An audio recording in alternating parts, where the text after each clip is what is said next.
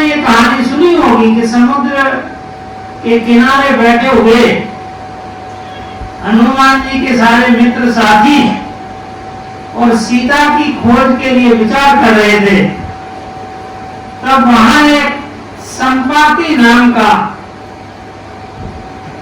एक व्यक्ति, जिसे हम कहते वो गिद्ध था, गिद्ध रूप में था, उसने आके कहा कि मैं दूर तक देख सकता हूं और मैं देख रहा हूं कि सीता जिसे तुम खोज रहे हो वो तो लंका में बैठी हुई है और वो लंका समुद्र के उस पार है और आप सब इस पार हो।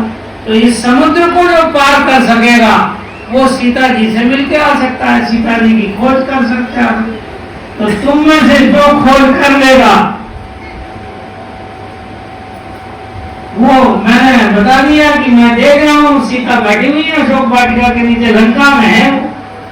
अब मेरी बात पर आप विश्वास करोगे, ये अच्छी बात नहीं है। मैं भी देख रहा हूँ पर आप भी देखो तो आपको और हमारी बात पर विश्वास हो जाएगा। तब वहां बहुत वयोवृद्ध, जैसे हमारे नरू महाराज जी हैं, पूज्य कानू महाराज जी हैं, ऐसे बड़े बुजुर्ग अनुभवी जीवन के तपस्वी बैठे हुए थे। जामवंत बड़े बूढ़ों के बीच में यदि कोई छोटा बच्चा रहता है तो उसका जीवन अच्छा रहता है, और सब जवान जवान हो, उसमें कोई बूढ़ा नहीं हो तो बड़ा काम बिगड़ जाता है। तो सीता जी की खोज करते समय सब युवकों को भेजा था, दौड़ सकते हैं, चल सकते हैं, लड़ सकते हैं, भूखे रह सकते हैं, पर किसी ने कहा ये सब युवा लड़के हैं, इनके साथ कोई एक समझदार वृद्ध आदमी भेज दो। तो सुग्रीव ने जामवंत को भेज दिया था।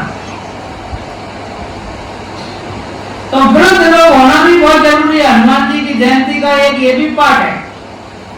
हनुमान जी के जीवन में जामवंत का बड़ा योगदान है। तो हमें अपने घर में जो बूढ़े रहते हैं, बूढ़ी माताएं रहती हैं, इनका हम सम्मान नहीं करते कई बार। तो हनुमान जी की जयंती को सोचना चाहिए कि इनका बड़ा आदर सम्मान होना चाहिए, घर में, परिवार में, समाज में, नाते रिश्तेदारी में। अब कोई कहता है ये कमाते नहीं, खाते नहीं, बैठे रहते। अरे इनकी बैठे बैठे बहुत काम करते हैं। ये बना हुआ काम तो बना ही देते हैं, लेकिन बिगड़ा भी बना देते हैं। हम भगवान से कहते हैं कि बिगड़ी को बना दे, हमारा बिगड़ गया तो किससे प्रार्थना करते हैं? भगवान से प्रार्थना करते। लेकिन मैं हनुमान जयंती के अवसर पर कहता हूं कि किसी को बिगड़ी बनाना है तो अपने घर के वृद्ध लोगों को, गांव के वृद्ध लोगों के पास जाओ और उनसे प्रार्थना करो कि सब कुछ बिगड़ गया, तो वो आपके बिगड़े को बना देंगे। अब मैं अपनी बात समझाने के लिए कहानी आपको बता रहा हूँ, छोटी सी। जमाना बदल गया है, आज जैसा जमाना है, बड़े बूढ़े नाच गान के समय लड़के सोचते हैं कि बूढ़ों को अलग कर दो। ये हर बार रोकते रहते हैं, कहाँ ढोल मादल की जगह ये डीजे ले आए और झकझक झकझक करते रहते हैं। एक बार सारे युवकों ने मिलकर किया कि अपनी बारात में कोई बूढ़ा आदमी नहीं जाएगा।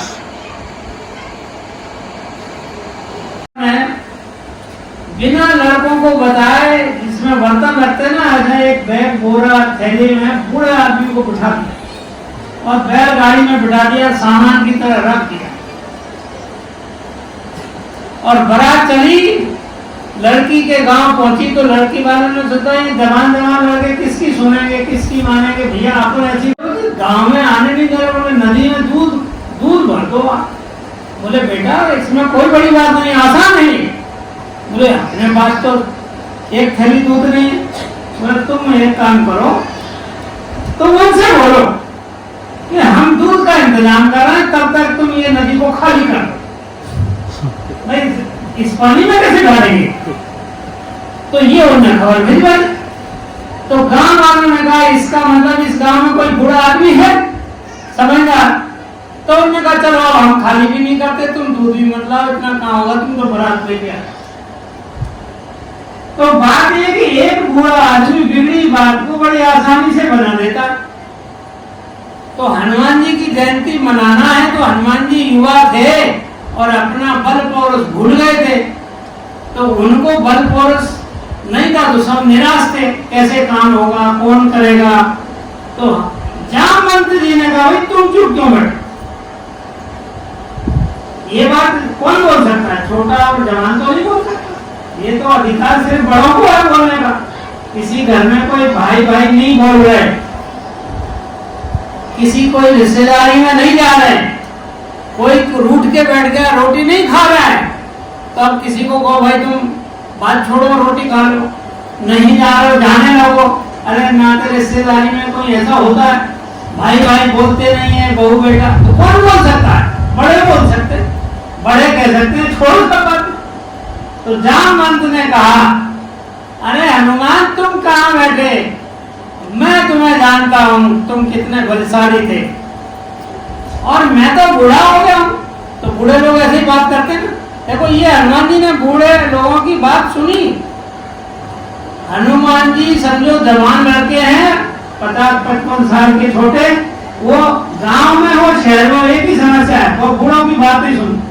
बूढ़े अपने जवानी की बात बताते हैं कि हम ऐसे थे, हम ऐसे थे, हमारा गांव ऐसा था, हम 50 साल पहले हमारे 1 रुपए में इतना सामान आता था, हम 50 पैसे की मजदूरी करते थे। वो सुन सुन के पागल हो जाते। तो वो कहते हैं हम ये अपनी कथा सुनाएंगे तो भागो यहाँ से। लेकिन हनुमान जी ने कहा कि नहीं, हर बात सुनना। तो हनुमान जी ने उनकी पूरी बात सुनी। तो जामवंत जी क्या बोल रहे थे? कह रहे हनुमान तुम्हारे जैसा मैं था तो तुमको तो मैं सिर्फ इस समुद्र की इस किनारे से उस किनारे जाने की बात कर रहा हूँ, और उस किनारे पर लंका में सीता जी है, एक छलांग में जा सकते हो। पर मैं अभी बूढ़ा हो गया हूँ। जब भगवान ने 52 अवतार लिया था, 52 अंगुल के बन के, और बलि को दान मांगने गए तो 3 पग धरती मांगी थी। तो भगवान ने 3 पग धरती नापने के लिए अपना शरीर बढ़ाया, तो 1 पग इस स्थान से दूसरे स्थान लगा तो पूरी धरती को नाप लिया था उन्होंने। कितने बड़े थे वो कि उनका पैर एक इस छोर पर रखा और एक उस छोर पर, तो कितने लंबे थे, कितनी लंबी टांगें थी, कितना उनकी देह थी, और दूसरा पैर उन्होंने स्वर्गलोक में रखा था। इतने बड़े शरीर को मैंने देखा कि भगवान के विराट रूप की परिक्रमा करना चाहिए, तो मैंने 2.5 घड़ी में उस विराट भगवान की परिक्रमा कर ली थी। अब मैं बूढ़ा हो गया हूं तो मैं परिक्रमा भी नहीं कर सकता, समुद्र भी नहीं लांग सकता, पर तुम लांग सकते हो। तो हनुमान जी को लगा कि सबकी बात छोड़ी जा सकती है, सबकी बात को झुठलाया, लेकिन हमारे घर के जो बुजुर्ग बोल रहे हैं उनकी बात नहीं मानी, उनकी बात को टालना नहीं है। अभी तो हमारे देश में हनुमान जयंती रोज मनाते हैं, हर साल मनाते हैं, पर हनुमान जी की ये बात कोई नहीं सीखता कि अपने 70 साल के बूढ़े माँ बाप बहन को कह, भाई उनने बचपन देखा, उनने जवानी देखी, उन्होंने बारातें करी, उनने खुद विवाह किया, 50 का विवाह करवाया, झगड़े तुड़वाए, ये सब करते हुए बूढ़े हुए हैं। कोई बूढ़े पैदा थोड़ी हुए, बूढ़ों में सब तरह का ज्ञान होता है, और वो सारा ज्ञान उनकी आंख में, कान में और मुंह में आ जाता है। जब वो बोलते हैं तो उनके साथ 50 साल का अनुभव बोलता है, जब वो देखते हैं तो 50 साल का अनुभव से देखते हैं, जब वो किसी की बात सुनते हैं तो 50 साल के अनुभव से सुनते हैं। हनुमान जी इस बात को जानते थे कि ये जो वृद्ध हमारे बीच में बैठे हुए हैं, यदि ये बोल रहे हैं तो छलांग लगाई जा सकती, यदि ये कह रहे हैं तो समुद्र को पार किया जा सकता है। तो जामवंत जी की बात मान ली। तो हनुमान जी की जयंती यदि मनाना है तो केवल अपनी बल की बात नहीं करना, अपने परिवार के बड़े बुजुर्ग, गांव के, अपने समाज के जो अनुभवी लोग हैं उनकी बात भी माना तो हनुमान जयंती मन गई। उनकी बात को टालते रहते हैं तो फिर हनुमान जयंती कैसे मनेगी? तो हनुमान जी ने कहा कि कौन सो काज कठिन जग माही, कौन सा काम इस संसार में जो तुम नहीं कर सकते, जो नहीं होई तात तुम पाई। बड़े मीठे शब्द में बोले बेटे, तुम सब कर सकते हो। और फिर तुम्हारा तो काम भगवान ने, राम ने आपको मुद्रिका दी हुई है, अकेले कान में बताया हुआ है, तुम तो आए ही इस काम के लिए, तो चुप कैसे बैठे हो, जाओ। तो हनुमान जी ने अपनी जयंती, अपना जीवन ऐसे शुरू किया, और जब ऐसे शुरू किया तब उनमें जोश भी था